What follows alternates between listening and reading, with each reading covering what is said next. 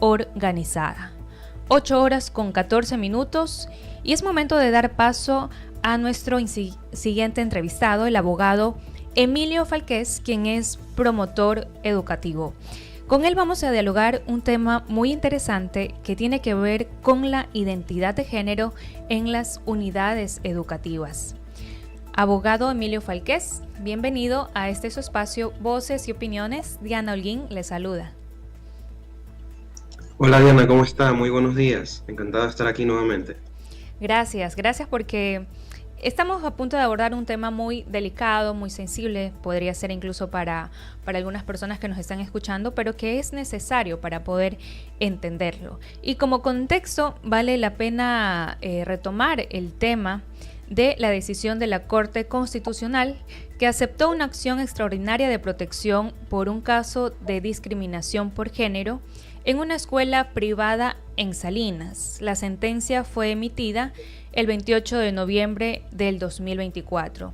Este caso se refiere a una familia española que ya no reside en Ecuador y había denunciado en 2017 que una unidad educativa discriminó a su hija de 5 años, a la que han identificado como transgénero. A partir de eso, en el texto de 116 páginas, la Corte reconoció que la unidad educativa vulneró los derechos de la menor a la igualdad y no discriminación, al libre desarrollo de la personalidad, a la educación en el componente de adaptabilidad y al interés superior del niño y el derecho a ser escuchado. Esto como previo antecedente justamente al diálogo que vamos a tener con el abogado Emilio Falqués. Esta situación, abogado, entiendo que es una de las tantas que podrían suceder a nivel nacional. Quizás haya un poco de desconocimiento respecto al abordaje que se deba hacer en estos casos. Desde su experiencia en el sector educativo, ¿cuáles son las reflexiones que nos dejan? Bueno, Diana, sí, efectivamente, como bien usted lo ha mencionado, es un tema bastante complejo, es un tema delicado, es un tema muy sensible, muy subjetivo. Usted sabe que en general cada familia quiere tratar estos temas delicados conforme sus principios, conforme su moral, conforme sus creencias religiosas. Entonces, establecer medidas estandarizadas es siempre un gran desafío, tanto por parte del Ministerio de Educación, que en este momento está transcurriendo el tiempo de 180 días para la creación de un protocolo, como pues para nosotros como instituciones educativas, ¿no? Ahora, no está de más recordar que, si bien es cierto, se ha dispuesto, mejor dicho, la creación de un protocolo, el Ministerio de Educación ya ha emitido una guía de orientación técnica para prevenir y combatir la discriminación por diversidad sexual e identidad de género en el sistema educativo nacional. Esto es un documento que data desde el año 2018 y que, pues, entre otras cosas, establece lo que usted ha mencionado últimamente, el abordaje, cómo abordar casos similares a través del Departamento de Consejería Estudiantil y pues las recomendaciones para los procesos que podrían emitirse o emanarse de estas delicadísimas situaciones. Ahora, al respecto de la sentencia, también es importante mencionar, pues no disculpen que suena el timbre cada tanto, pero estamos en el colegio, ¿no? Le comentaba, la sentencia es un documento que emite la Corte Constitucional, cerca de 116 páginas entre el contenido de la sentencia y los votos salvados. Hubieron 4 votos salvados, ¿no? En la Corte Constitucional son 9 jueces los que determinan su voto, los que emanan su voto. De estos 9, 4 estuvieron a favor de la sentencia, perdón, 5 estuvieron a favor de la sentencia y 4 dieron sus votos salvados, ¿no? Entre los votos salvados hay uno puntualmente, que es el que emiten Carmen Corral y Pablo Enrique Herrería, ¿no? Que menciona cosas que son importantes yo creo, refrescar la memoria de todos quienes somos partícipes, de todos quienes somos padres, de todos quienes queremos guiar el proceso educativo de nuestros hijos. Y yo creo que uno de los más importantes que se menciona aquí es un concepto que tal vez lo estamos tratando de manera muy ligera, que es brindarles o darles una gran responsabilidad a nuestros hijos, a nuestros niños, de temas que tal vez son muy complejos para su capacidad cognitiva. ¿no? Todo este caso se da desde el 2017 y es en virtud de, en ese año, un niño que se autopercibía niña, que tenía en aquel entonces 5 años, ¿no? 5 años es una, tal vez, como en algún momento lo mencionábamos aquí, nos permite armar frases entre 5 y 7 palabras, ¿verdad? Es un niño o niña que recién está comprendiendo lo que es arriba y abajo, adentro y afuera. Es una edad donde su capacidad para comprender conceptos tan complejos como la igualdad de género, la identidad de género, tal vez no esté muy preparado. Recordemos también que en la infancia el cerebro aún depende muchísimo del sistema límbico, que es responsable de las emociones y la impulsividad. La capacidad de tomar decisiones de forma acertada, ¿okay? De manera correcta, está estrechamente relacionada a la madurez de la corteza prefrontal del cerebro. Justamente es la parte del cerebro encargada del razonamiento, de la planificación, del control de aquellos impulsos y de la evaluación de riesgos, ¿no? Entonces, podríamos decir que todos nosotros recién estamos completamente preparados para tomar decisiones acertadas a los 25 años, ¿no? Sin embargo, pues, este proceso de madurez o la dependencia absoluta del cerebro, del sistema límbico, es hasta la adolescencia, ¿no? O sea, hasta más o menos 16, 18 años, uno depende absolutamente del sistema límbico, que como le decía, responde a las emociones y a la impulsividad. Entonces, ante esta situación, es complejo permitir que un niño tome decisiones tan complejas que van a repercutir para el resto de su vida. Pero ¿qué sucede si en el caso familiar, dentro de su núcleo, sus padres ya lo autoperciben de esa manera? Como en este caso ya se hablaba pues de que estos padres que tienen nacionalidad española lo aceptaban a los 5 años al niño pues que se considere como niña. Entonces entiendo que ahí también ya va más allá del tema educativo, sino ya el tema familiar. Entonces ellos pedían de que en la escuela también sea tratado como era tratado en su núcleo. En estos casos, ¿qué es lo que se debe hacer? Sí, complejo, muy complejo, como usted bien lo ha mencionado, porque, a ver, tengamos en cuenta, pues, ¿no?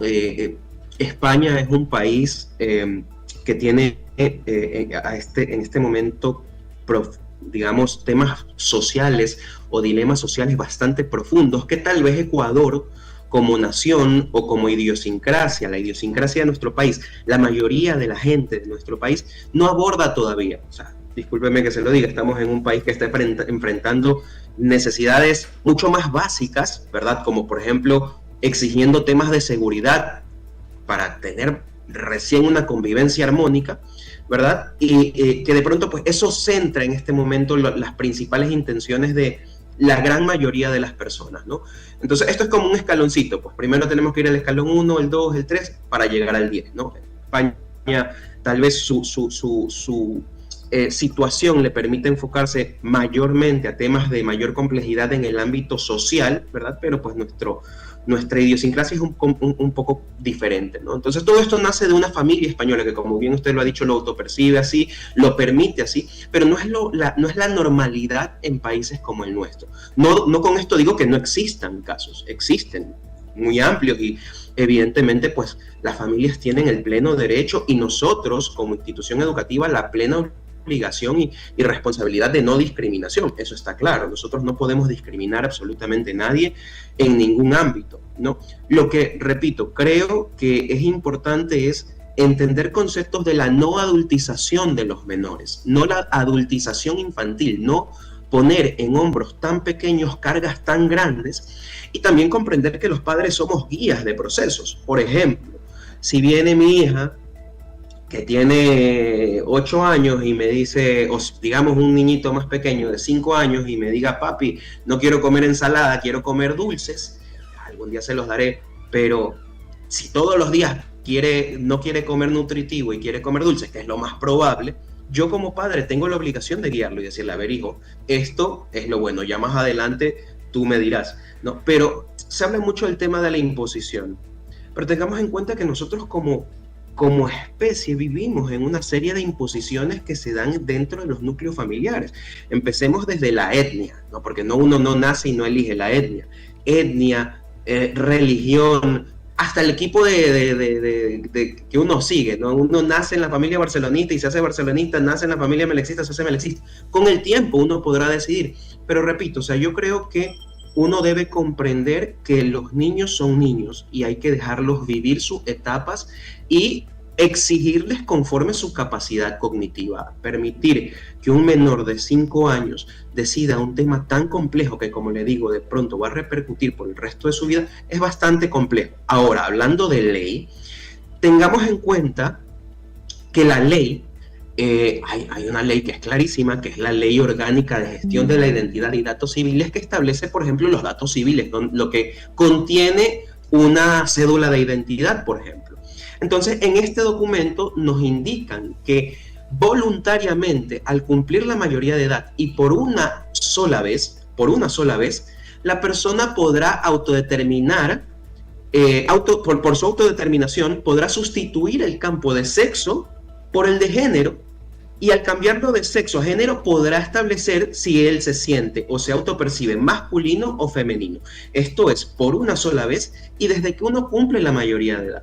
Entonces, repito, la ley también es clara en este sentido y establece parámetros clarísimos de cuándo uno podría ya tomar una decisión definitiva al respecto de su autopercepción, ¿no? Repito, y esto, como le digo, no solo tiene que ver con ley, sino también con ciencia, en el momento que menciono el tema del sistema límbico, ¿no? De que los niños a tal edad, fundamentalmente sus acciones o decisiones se basan en este sistema, que es el que se enfoca en la impulsividad, sobre todo. Este sigue siendo pues un tema un poco delicado porque también, como lo hemos analizado, influye también el tema familiar. Quizás para algunos padres esto simplemente sea un no tajante y se sentirían incluso mal de que tenga su hijo o su hija un compañero que se autodefina con otro género. Pero ya la Corte Constitucional ya ha marcado un precedente y ha indicado pues que se haga un debido protocolo a las autoridades correspondientes, en este caso al Ministerio de Educación. Si bien están trabajando porque están dentro del plazo establecido, desde su punto de vista abogado y también dentro de su experiencia en el sector educativo, ¿qué debería contemplar un protocolo para que más adelante se pueda hacer un abordaje sin afectar a ninguna de las partes? En este caso, si hay el caso de algún niño o niña que tenga otra identidad de género. Claro, como le digo, o sea, ya existe una guía, no es un protocolo de acompañamiento como se establece, que según Enrique Herrería y Carmen Corral, esto permite un proceso de reafirmación, que me parece bastante interesante esta postura, ¿no?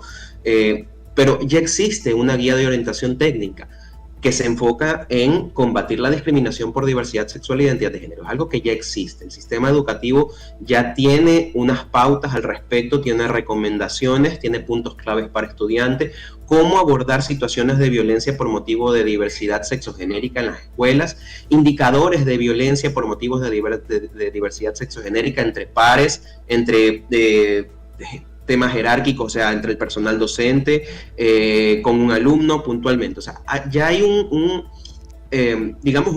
camino que nos permite actuar, ¿verdad? Y todo esto fundamentalmente implica una intervención del DESE que haga un respectivo acompañamiento, ¿no?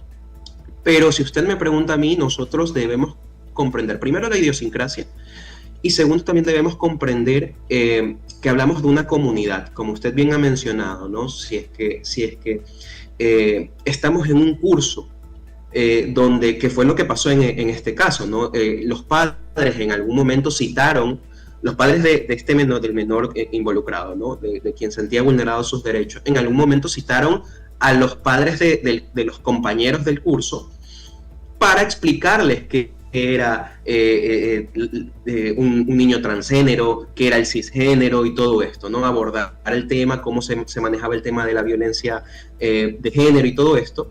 Sin embargo, los padres fueron tajantes, como usted menciona, pues de decir, ¿sabes qué? No, yo creo que mi hijo no está preparado para estos temas, no quiero saber nada de este tema, no lo abordemos, ¿ok?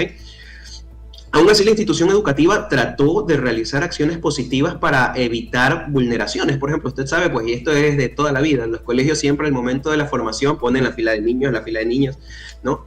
El colegio lo que hizo para evitar esa diferenciación fue hacer filas mixtas. Por ejemplo, dispuso que se hagan filas de niños y de niñas y que se ordenen por orden de estatura, sin importar si es que hay dos niñas seguidas, tres niñas seguidas. O sea, lo que hicieron, también trataron de reducir el campo donde podrían haber vacíos o vulneraciones, ¿no? Sí hubo una actuación de por medio. Sin embargo, le repito, ya existe un proceso de acompañamiento, de abordaje, pero creo yo que debemos comprender y escuchar a todos, a toda la comunidad educativa. Defender también el núcleo familiar es importante. Entonces, pues yo creo que es un gran reto que pues nos han llamado, nos están invitando sin digamos, gratis a las instituciones educativas, ¿no? Entonces, pues nos toca adaptarnos, comprender, pero siempre pues respetar los valores de cada familia. Eso es muy, muy, muy importante. Ahora, tampoco nos podemos ir en contra de la ciencia, eso también es muy importante.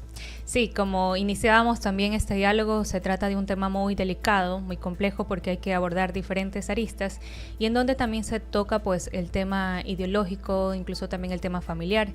Pero con las reflexiones que nos acaba de dar abogado respecto a hacer un análisis completo y obviamente hacer en base también al respeto, queremos agradecerle por habernos acompañado en este espacio de voces y opiniones, abordando sobre la identidad de género en unidades educativas, en base ya a un precedente sentado por la Corte Nacional de Justicia, en donde pues se abordaba el caso de un niño que se identificaba como transgénero, que venía pues de padres españoles.